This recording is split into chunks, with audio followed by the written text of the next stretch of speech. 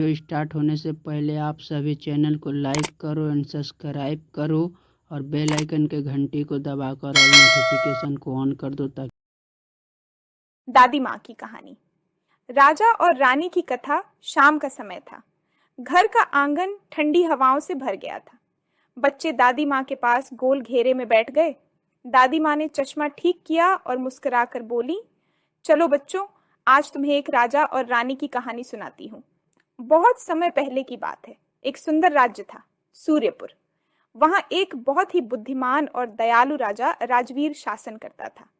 उसकी रानी का नाम रत्ना था, जो सुंदरता और समझदारी में किसी से कम नहीं थी। दोनों एक दूसरे से बहुत प्रेम करते थे और हमेशा प्रजा की भलाई के लिए सोचते थे।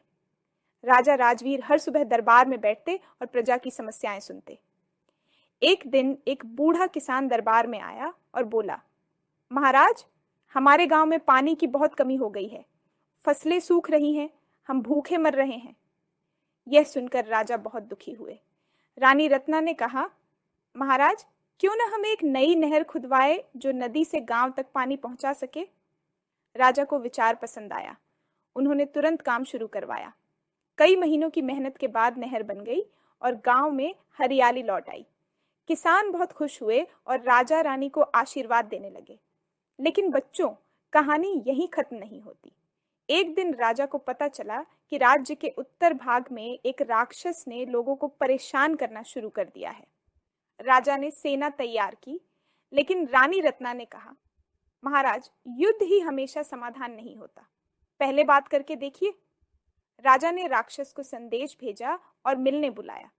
जब राक्षस आया तो पता चला कि वह भूख और अकेलेपन से परेशान था, इसलिए गुस्से में लोगों को तंग कर रहा था। रानी ने उसे महल में रहने की जगह दी और भोजन का प्रबंध किया। धीरे धीरे वह राक्षस भी सबका दोस्त बन गया। दादी माँ ने कहानी खत्म करते हुए कहा, देखा बच्चों, राजा और रानी ने समझदारी और दया से राज्य को चलाया।